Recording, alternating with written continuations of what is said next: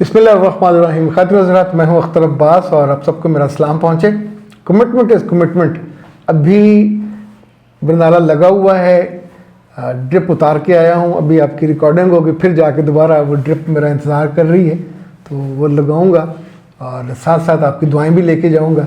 अच्छा जनाब, आज हमने जो सवाल चुना था वो मैं नहीं इसको कर रहा। पहले आपको एक 2 दिन पहले की एक बात बताता हूँ। एक खातून ने अपने मियाँ की शिकायत करने के लिए फ़ोन किया और अभी वो शिकायत कर रही थी कि मियाँ ने फ़ोन उसे बुला लिया, तो आवाज़ भी उनकी आई, गुस्से से उन्होंने बुलाया, तो वो छोड़ के फ़ोन वहीं रख के चली गई।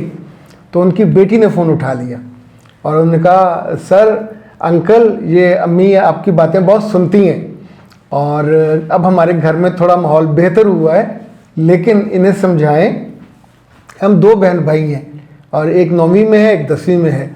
हम सुबह स्कूल जाते हुए दोनों हमें रुला के भेजती हैं, यानी नाश्ता जबरन करवाती हैं जब हम नहीं करना चाहते होते, और जब हम एक आध लुकमा नहीं लेते या दूध आना छोड़ देते हैं तो गालियां निकालती हैं, बाज़ दफ़ा थप्पड़ मार देती हैं। हमारी वैन बाहर जब आने वाली होती है तो उससे पहले हमारे घर में एक पूरा युद्ध चल रहा होता है, नापसंदीदगी का और गालियों का, और अम्मा फिज़िकली हम पे हाथ उठाती हैं।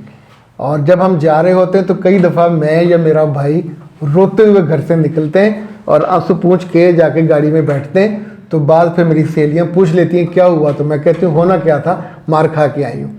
तो अब मुझे इतना क्योंकि रोज़ रो रो के पहले मैं अपने आप को बहुत बेइज्जता समझती थी कि लोग क्या कहेंगे।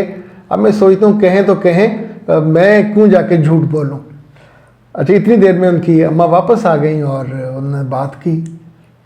जब वो बात ख़त्म कर चुकी तो मैंने उनसे वैसे बाय द वे पूछा कि माशाल्लाह आपके बच्चे कैसे हैं। तो उन्होंने एकदम से शिकायतों के जो पहाड़ वो लगाना शुरू किए। तो मैंने उनसे कहा कि मुझे 2-3 बातें बताइए, ये बच्चे आपके अपने हैं? उन्होंने कहा जी बिल्कुल अपने। तो आप चाहते हैं कि जब आपकी उम्र बढ़े और ये भी बड़े हो जाएं तो आपसे ये मोहब्बत करें? तो उन्होंने कहा क्यों नहीं, उसी मोहब्बत के लिए, केयर के लिए तो मैं चाहती हूँ कि ये मुझसे जुड़े रहें।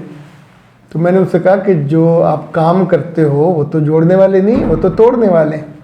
ना सिर्फ दिल टूटते हैं, दिलों के अंदर बुग़्ज़ और गुस्सा, इंसान है ना, आप उसको नहीं रोक सकते। जब आपकी बेइज्जती होती है और एक तरह से बंदा अपने पूरे इमेज की बेहुरमती तस्वर करता है, वो ये 12 साल के बच्चे में इतनी ज़्यादा शदीद कैफियत हो जाती है अपनी इज्जत को पहचानने की, जो उस पर हाथ उठाए, जो उसको घूरे, जो उसके साथ कोई ज़ुबान दराजी करे।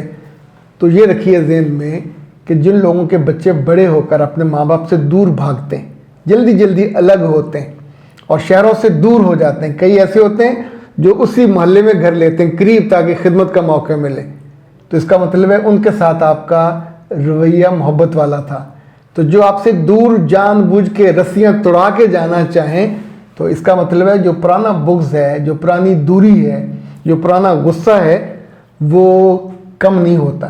तो बराए करम वो सारे वालिदैन जो, और इस वालिदैन में माएँ ज़्यादा, आपको मोहब्बत भी ज़्यादा होती है, लेकिन आपको अपनी मोहब्बत का इजहार करना नहीं आता। किसी बच्चे को जबरन नाश्ता नहीं करवाया जा सकता। आप उसे उसकी मर्ज़ी का पूछें, एक पूरा हफ्ते का शेड्यूल बना लें, जो उसको चाहिए, उसे अंडा कबाब चाहिए वो दे दें, उसे ब्रेड चाहिए वो दे दें, उसे नाश्ता वो पराठा चाहिए वो दे दीजिए। ये भी हो सकता है कि उसे ओट्स ला के वो दे दीजिए। नहीं, जब आप उसके हाथों से 7 दिन का स्केड्यूल बनाएंगे, संडे भी शामिल है, ताकि उस दिन वो डट के करे, तो आप ये रखिए ज़हन में कि उसके नतीजे में बच्चे में आमादगी, एक नाश्ता कभी आखिरी टाइम पे ना दें। उधर वैन आने वाली होती है और आप उसको नाश्ता थमारे होते हैं और वो उठ रहा, अभी बैग उसका बंद होने वाला होता है, किताबें रखने वाली होती हैं। तो इस वाले मामले में मेरी बहुत मोहब्बत भरी जो एडवाइस होती है बच्चों को और उनकी माओं को कि उनके कपड़े रात को इस्त्री करा के रखें, बैग उनका रात को तैयार होकर रखें, सुबह उन्हें सिर्फ कपड़े बदल के बाल बनाने हों, बोदा शोदा बनाना हो और बैग उठाएं, नाश्ते पे आएँ, नाश्ता करें। और नाश्ता अगर वो नहीं कर रहे तो कोई ना कोई बिस्किट, कोई ऐसी चीज़ घर में ला के रखे जाते हुए साथ थमा दें।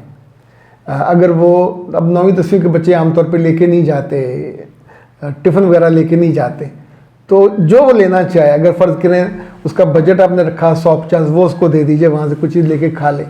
लेकिन बेहतर ये है कि गुस्सा करने के बजाय ये जितना आप उसको करेंगे उस पर गुस्सा, उसके मिजाज में नाखुशी, और नाखुशी हमेशा नाफरमानी लाती है, नाखुशी ज़िद लाती है, और ज़िद के नतीजे में उनकी खूबसूरती भी जाती है। उन्होंने एक बाद में कहा कि मेरी बेटी का चेहरा जो है वो बिल्कुल बेरौनक है, मुझे उस पर बहुत गुस्सा आता है। तो मैंने उनसे कहा कि जो बेरौनकी, आज तक मैंने किसी डॉक्टर को गुस्से से रौनक लाते नहीं देखा। तो इसका आसान हल है, घर में को अच्छे से साबुन लेके आके लेकिन मुझे बताइए। तो फिर उस वक्त मेरे पास ये पड़ा हुआ था, मैंने कहा उनमें आप ये फेस सोप उनके लिए मंगवा लीजिए। ये है जनाब कायनात हर्बल का वाइटनिंग फेस सोप। ये इसमें बहुत सारी, चूँकि हैंडमेड है इसलिए कीमती है, पूरा 1 महीना चलता है, और ये आप अपनी बेटी को दें। अगर थोड़ा चेहरे पे एक्नी हो तो ये एक्नी सोप होता है। इसी तौर पे उसके हाथ पाँव का माँ को ख्याल करना चाहिए, ये उसके लिए मंगवा लें। ये प्रीमियर स्क्रब है, बहुत ही शानदार है। और 0341657826। तो जनाब आज की वीडियो हम क्लोज़ करते हुए उनको दोहरा लेते हैं कि अपने बेटों को, बेटियों को स्कूल किसी भी एज में हो रुला के ना भेजें। साइंस ये कहती है, तहकीक ये कहती है कि अगले 4 घंटे वो जाके अपसेट रहते हैं, उस बेइज्जती के एहसास से क्लास में ना सुन पाते हैं ना परफॉर्म कर पाते हैं। और सेम इज़ द कैफियत विद योर हस्बैंड्स। जब वो नाराज़ होकर लड़के जाते हैं तो रास्ते में हादसे ज़्यादा करते हैं, और दफ्तर जाके पहले 4 घंटों में या बॉस से डांट खाएंगे या अपने मतहतों को डांटेंगे। तो आपका गुस्सा बहुत अच्छा है, कीमती है, संभाल के रखें, खर्च मत करें, इसका अचार डालें, इसको किसी बैंक में लॉकर में रखवा दें, अपने प्यारों पे इस्तेमाल ना करें, उसके नुकसान ज़्यादा होते हैं। अख्तर अब्बास को दीजिए इजाज़त। अस्सलाम।